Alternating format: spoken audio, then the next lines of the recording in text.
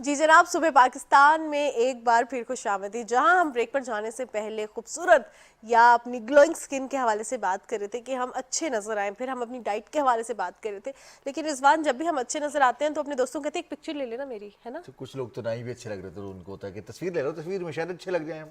हाँ, फिल्टर्स क्योंकि जो आ गए हैं वैसे। हाँ, और दूसरा ये कि अब जो तस्वीर बनाना है, कैमराज इतने अच्छे हैं, फिर मोबाइल कैमराज अच्छे हैं, और अगर आपको तस्वीर बनाना तो अक्सर हम सब ने ये बात सुन रखी है कि हमारे दोस्तों में से कोई ना कोई ये कह रहा होता है कि हमारा ये दोस्त बहुत अच्छी तस्वीरें बनाता है, और कुछ लोगों के बारे में ये ख्याल होता है कि वो जितनी मर्जी अच्छी तस्वीरें बना ले, जैसे मैं हूँ, वो कह रहे हैं कब तस्वीर बनाना चाहिए। तस्वीर सही नहीं बनाई, हालांकि हमारा समटाइम्स एंगल ठीक नहीं होता। क्या एंगल मैटर करता है या तस्वीर बनाने वाला मैटर करता है?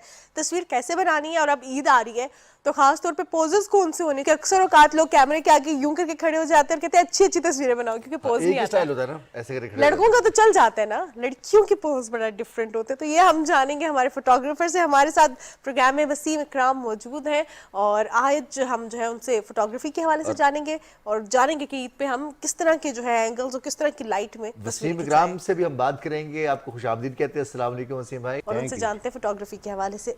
वसीम साहब, फोटोग्राफी आर्ट है, और जो है हर बंदे को ये आर्ट आती नहीं होती। तो मुझे ये बताइएगा कि फोटोग्राफी के लिए, चाहे वो मोबाइल से कर रहे हैं, प्रोफेशनल कैमरा से करें, दो तीन जो चीज़ें जिनको हमेशा मद्देनजर रखना चाहिए वो कौन सी हैं? जी अस्सलाम वालेकुम जी, thank you very much for having me first of all. Photography is an art, we are artist. अब ये लोगों को नहीं पता होता, बट देखिए the world is a canvas. अब वो एक आर्टिस्ट के लिए तो कैनवस पे पेंट करना होता है, but for us it's like painting with light. So सबसे पहले तो लाइट जो है वो सबसे ही इम्पॉर्टेंट चीज़ होती है फोटोग्राफी के लिए। लाइट सबसे पहले अच्छी होनी चाहिए। अगर लाइट नहीं है तो फिर कोई फोटो नहीं खींच सकती, ठीक है जी। और सबसे अच्छी लाइट होती है डे लाइट, ठीक है, क्योंकि इंडोर लाइटिंग, कंट्रोल लाइटिंग होती है, वो सबके पास अवेलेबल नहीं होती। बिल्कुल। तो ईद आ रही है, आप बाहर निकलें, ठीक है, और हार्श लाइट से बचें, ठीक है। Sunlight is not always favourable.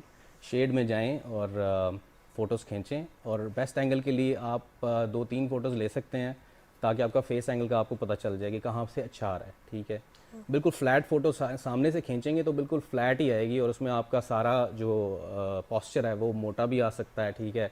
उसमें आप अजीब से भी लग सकते हैं। सो आप 1-2-3 फ़ोटोज़ खींच लें डिफरेंट एंगल से, और जहाँ से आपको लग रहा है कि यार ठीक है मैं अच्छी आ रही हूँ या आ रहा हूँ, वहाँ से आप खींचें। और mobiles are fine for these days. आप you don't have to have a professional camera to get the images out. तो आजकल तो इतने अच्छे कैमराज आ गए हैं फ़ोन्स के अंदर कि आप आराम से अपनी रील्स भी बना सकते हैं उनके साथ, और फ़ोटोज़ भी बना सकते हैं।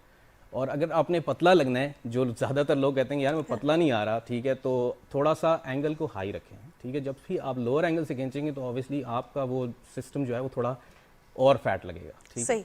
तो हायर एंगल से खींचें, और अच्छी लाइट हमेशा डिफ्यूज़ लाइट होती है, जो कि इवन लाइट होती है, शेड की लाइट होती है, ठीक है, या क्लाउडी डे की लाइट होती है।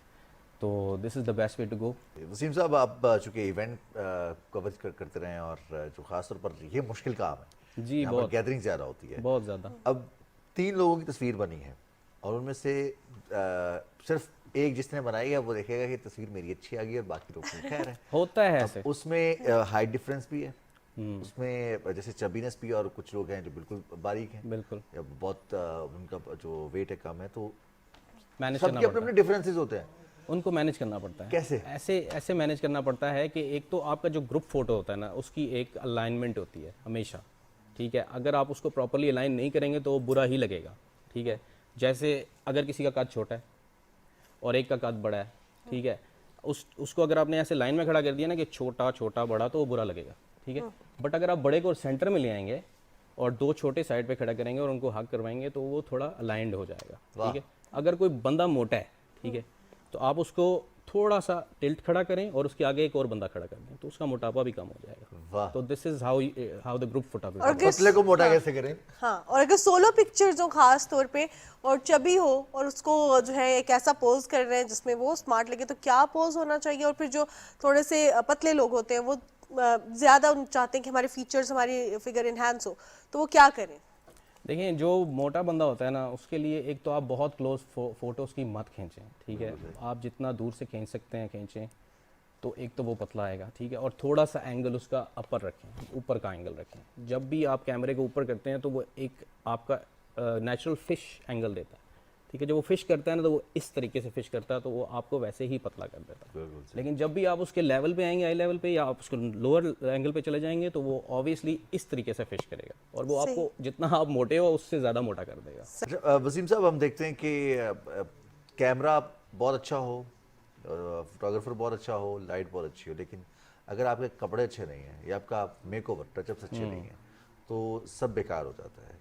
इन चीज़ों का ख्याल कितना रखना है ईद पे कि आपने कपड़े देखिए, किस तरह एक के चीज़ पहने, होती है, कौन से कलर ज़्यादा अच्छे आते हैं? कॉम्प्लीमेंट्री कलर्स होते हैं, आप गूगल कर लें, ठीक है। उसको आप कॉम्प्लीमेंट्री कलर्स में जब जाते हैं तो वो आपको बताता है कि जी आपके कपड़ों का ये कलर है, तो बैकग्राउंड आपका कौन सा कॉम्प्लीमेंट करेगा। अच्छा, ठीक है, आप उसको देख लें। अगर आपने किस किस्म का कपड़े पहने हुए हैं, कौन सा कलर पहना हुआ है, तो आपको कॉम्प्लीमेंट्री कलर्स का पूरा एक व्हील दे देगा कि इसके अगेंस्ट ये कलर अच्छा लगेगा। आप वो बैकग्राउंड पे चले जाएं तो आपकी वो कॉम्पनसेट हो जाएगी कपड़ों के साथ। इसना बड़ी ये अभी ये जो बात की ना ने कॉम्प्लीमेंट्री कलर्स, और उसमें हम देखते हैं अक्सर बहुत सारे खासतौर पर जो कपड़ों के या मेकअप के ब्रांड्स हैं, उनकी जो प्रमोशन चल रही होती है सोशल मीडिया पर भी, या हम बिलबोर्ड्स एडवर्टीजमेंट देखते हैं, तो उसमें भी होता है कि जो बैकग्राउंड इस्तेमाल किया होता है उसमें वही ड्रेस या वही मेकओवर बिल्कुल डिफरेंट लग रहा होता है, लेकिन जब वो घर आता है तो वो बिल्कुल डिफरेंट लग रहा होता है। जब हम तस्वीर बनाते हैं तो और डिफरेंट लग रहा होता है। तो ये चीज़ें इस तरह से मैनेज की जाती है जैसे वसीम इकराम साहब बता रहे हैं। अच्छा, बेसिकली जिस तरह अब अभी हम देख रहे हैं कि हर चीज़ मिलके एक अच्छी पिक्चर बनाती है, वो आपका चाहे पोज हो, चाहे वो आपका मेकअप हो, चाहे वो लाइट हो। सो बेसिकली जब भी हम अपनी पिक्चर्स के हवाले से, जिस तरह लाइट के हवाले से, वाइट बैलेंसिंग के हवाले से हम बात करें, तो फ़ोन में जब हम एडिट करते हैं और हम कहीं डार्क नज़र आ रहे हो तो इतना ये डलमा है कि हम सब ने गोरे दिखना है, और उसमें हम इतना वाइट करते हैं कि जो आसमान के बादल है वो भी गायब हो जाते हैं और वाइट हो जाते हैं। तो उसमें जो है किन चीज़ों का ख्याल रखना चाहिए आपको, और ख़ास तौर पे अगर सूरज मेरे फ्रंट पे है तो मुझे बिल्कुल उसके सामने खड़े होकर पिक्चर बनानी है, शेड में जाना है, थोड़ा सा टिल्ट होना है, कैसे मुझे उसको जी, लाइट जो को मैंने यूटिलाइज शुरू में करना आपको है? बताया था ना कि जो बेस्ट लाइट होती है वो शैडो लाइट वो होगी। शैडो लाइट या फ्लैट लाइट, या जिस दिन क्लाउडी होता है, this is called dynamic range. जब आप बहुत तेज़ लाइट में जाके, आपकी जैसे आप फर्स्ट करें लाइट आपके पीछे से पड़ी है, बैक लाइट है, ठीक है, तो ऑब्वियसली आपका कैमरा या तो पीछे एक्सपोज करेगा या फ्रंट पे एक्सपोज करेगा, ठीक है, एक चीज़ वो उड़ा देगा। लेकिन अगर आप सनलाइट में जाएं तो आप सनलाइट के अगेंस्ट खड़े हों बिल्कुल, ठीक है, जहाँ से आपको फ्रंट से सनलाइट पड़ी है। अब उस पर एक नुकसान होता है कि आपकी आईज स्टार्टेड टू स्क्विंक, वो बंद होने लग जाती हैं। तो उसका एक तरीका है कि आप आंखें बंद रखें, और जैसे ही आपको फोटोग्राफर के कि जी क्लिक गेट रेडी, तो आप उसी टाइम आंखें खोलें और क्लिक करवा लें। उसमें ये होता है कि फ्रंट लाइट आपकी पड़ रही होती है सब्जेक्ट पे, और बैक वो वैसे ही कॉम्पनसेट कर देता है, तो उसमें इवन लाइटिंग हो जाती है, और आंखों से पानी भी नहीं आता। नहीं आता। और दूसरा ये कि अगर आप क्लाउडी वेदर में या शेड में करेंगे तो फिर आपको एक अच्छा बैकग्राउंड मिल जाएगा, और फोरग्राउंड में भी आपको लाइट मिल जाएगी। तो ये इसमें ज़्यादा टाइम अगर क्लाउडी की तरफ हम जाना चाहें और मौसम बहुत ज़्यादा हम देखें कि हार्श हो, तो ज़्यादा टाइम जो है वो बेहतर नहीं है? जो असर की नमाज का टाइम होता है उसमें थोड़ा सा सूरज ढल भी रहा होता है, हाँ जी, रोशनी भी अच्छी होती है और वो बड़ा माइल्ड सा हो जाता है। जी, फ्लैट लाइट का मतलब यही है कि क्लाउडी हो या फ्लैट हो। अब वो फ्लैट लाइट शाम को भी मिलती है आपको, और फ्लैट लाइट अर्ली मॉर्निंग भी आपको मिलती है। सही। जब अर्ली राइजिंग हो रही होती है सन की, उस टाइम भी वो लाइट अच्छी होती है, सही। और जब वो गरूब हो रहा होता है तो उस टाइम भी वो लाइट इवनली लेट